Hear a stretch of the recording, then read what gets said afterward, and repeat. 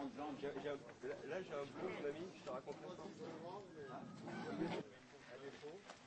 Les gens sont tous derrière. Oui, bah c'est bon. On avance. Les gens, on va avancer. Les gens passent, ils se mettent. Kilo, résistant, mort pour la France.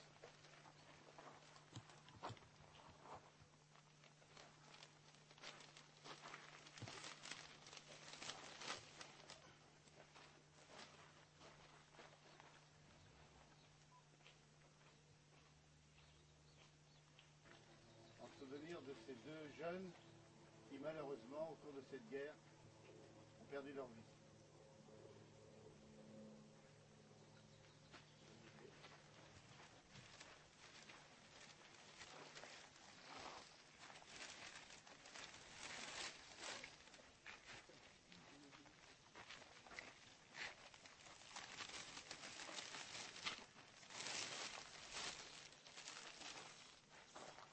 Caro, Omar.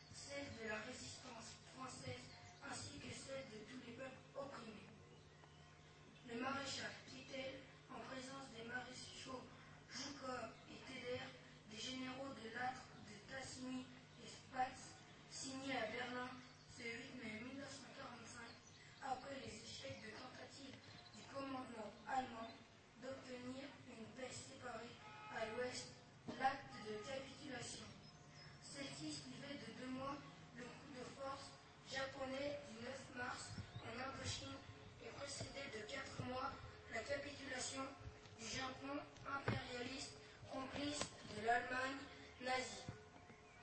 La signature sur le cuirassé Missouri le 2 septembre 1945, où le général Leclerc de Haute-Cloque représentait la France, mettait fin à la Seconde Guerre mondiale.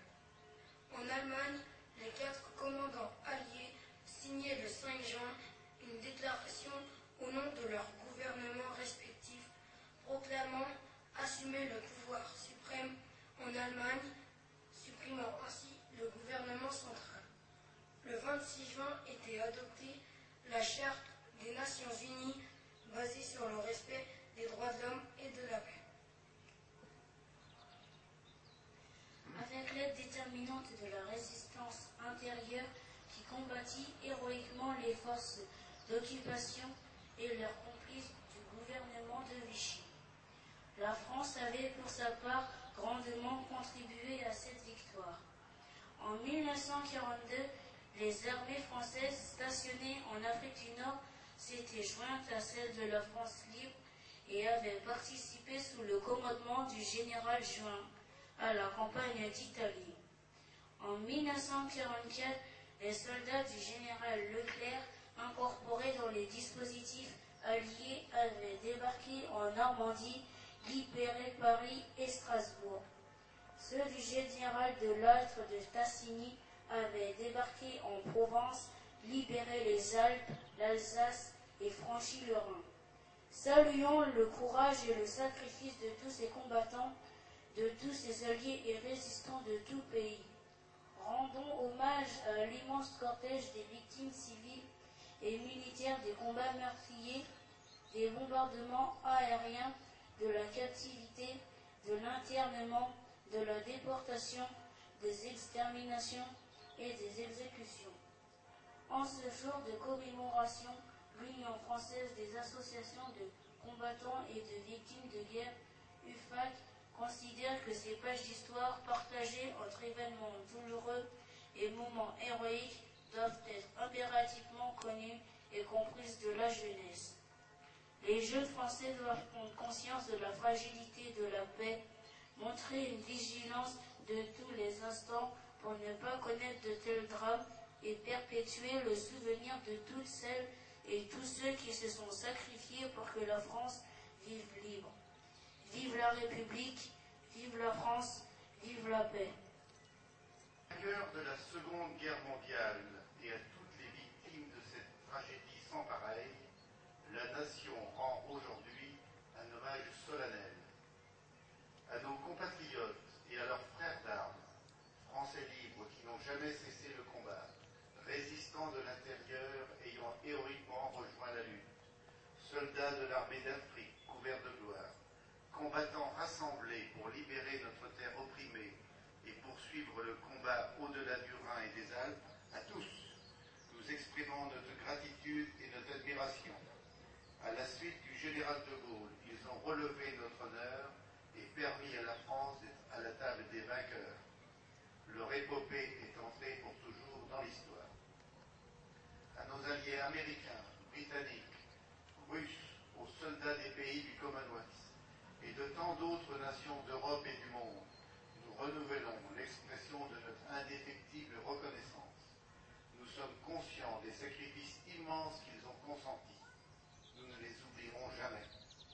Ensemble, au prix d'infinies souffrances, ils sont sortis victorieux du combat décisif pour la liberté, pour l'honneur, pour la dignité des hommes. Le 8 mai 1945, quand les combats cessèrent, notre continent était exsangue. Le temps n'efface pas le malheur des veuves et des orphelins de guerre, des victimes civiles, de celles de l'annexion, des victimes de la déportation, de l'extermination, des massacres et des crimes du nazisme. Nous n'oublions pas que dans le Pacifique, la guerre se poursuivit encore plusieurs mois avec son cortège de souffrances. Le 8 mai 1945 prenait fin la captivité imposée aux combattants de 1940. Après s'être courageusement battus, ils ont subi une longue et cruelle peine. Pour ceux qui n'avaient pu échapper au service du travail obligatoire, s'achevait une injuste épreuve. Pour toutes celles et ceux dont la guerre avait bouleversé la vie,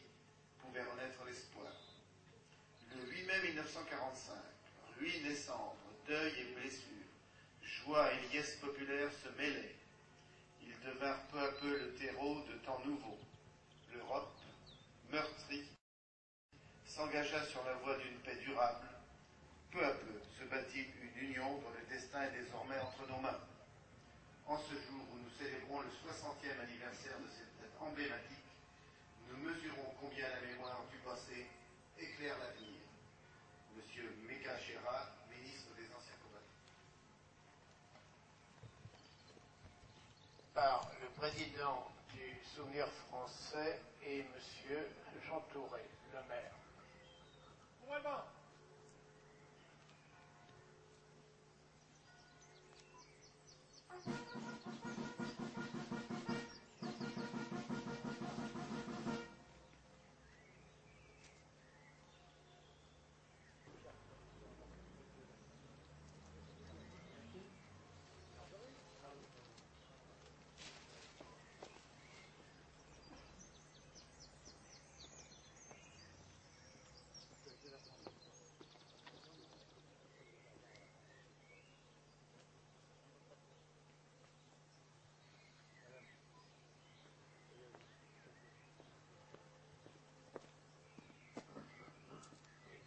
Pour la deuxième gerbe.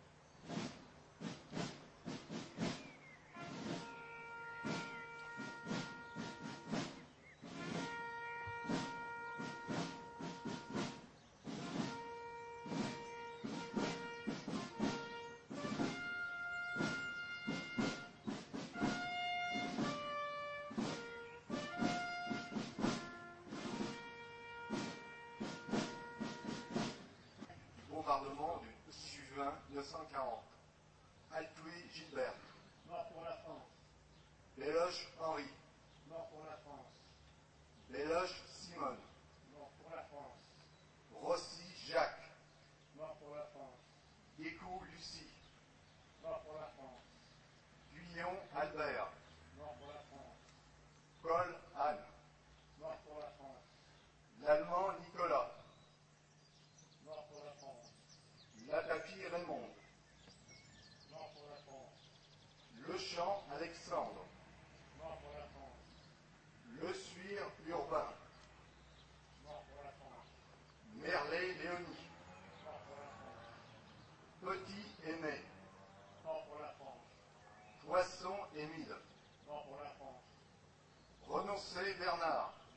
Mort pour la France. Roux Georges. Mort pour la France. Pour la France. Wazik Joséphine. Mort pour la France. Des soldats morts suite au combat des 21 et 22 juin 1940. Leclerc Georges. Mort pour la France. Loche Raymond. Mort pour la France. Matra René. Mort pour la France. Tadieu François. Mort pour la France. Des victimes civiles pendant la guerre 39-45. Otto Georges. Mort pour la France. Chorou Adrien. Mort pour la France. Dardot Arthur. Mort pour la France. Delaunay Léon. Mort pour la France. Gaborio Alphonse. Mort pour la France. Manteau André. Mort pour la France. Les événements de cette époque relatifs à cette stèle. Et les personnes représentant les familles venues assister à l'inauguration de cette stèle érigée à la mémoire des familles civiles et militaires durant la guerre 39-45. Ce monument rappellera aux générations futures les événements qui ont marqué et endeuillé la population de Loudun en cette période tragique de notre vie.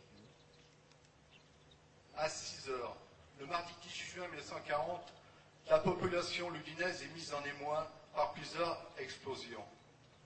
Les vitres des immeubles volent en éclats, tandis que toutes les maisons tremblent par suite du souffle des bombes.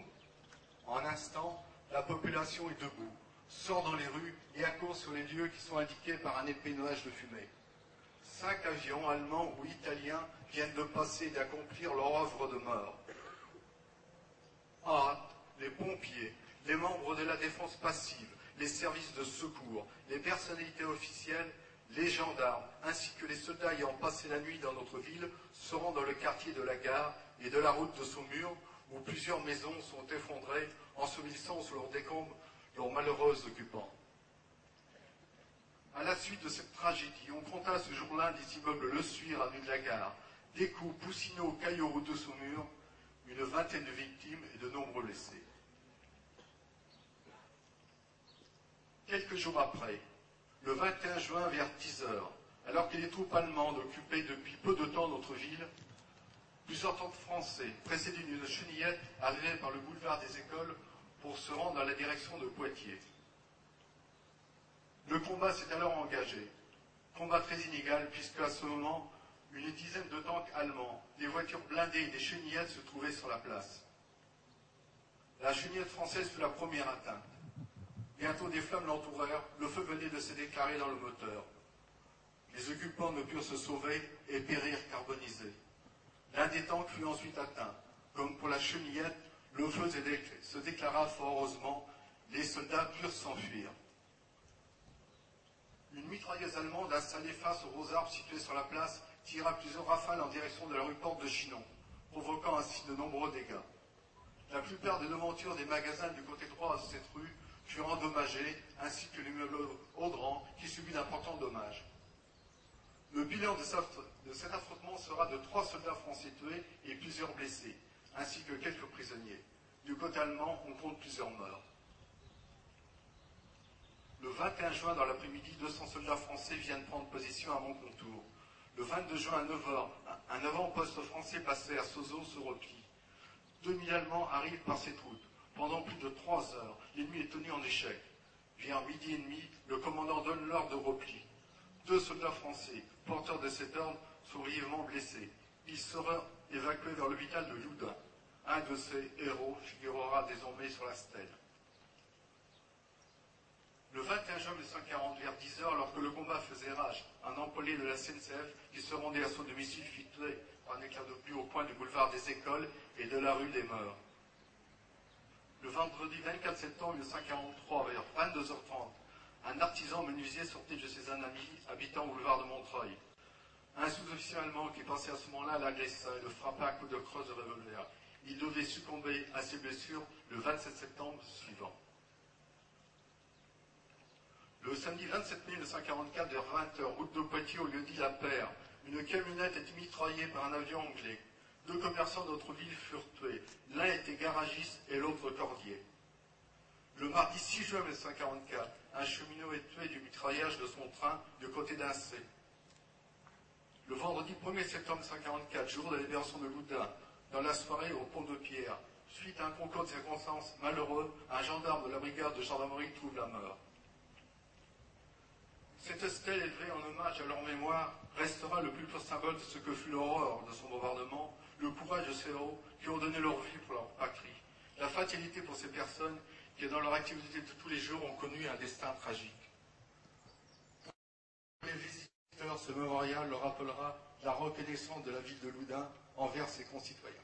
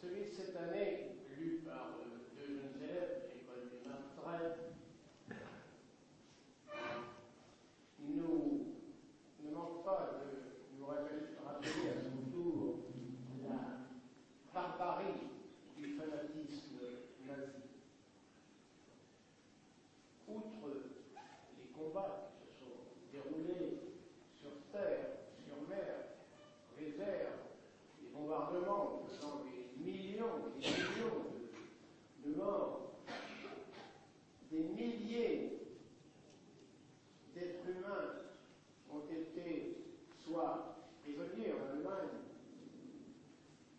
déportés, internés dans ces camps.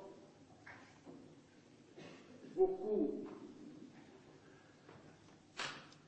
ont été, par divers moyens, et passés, hélas, par la suite dans ces maudits fours crématoires en guise de sépulture. Seul un nombre assez restreint s'en est réchappé, et dans quel état physique, inutile de le rappeler. Il apparaît donc difficile de nos jours d'imaginer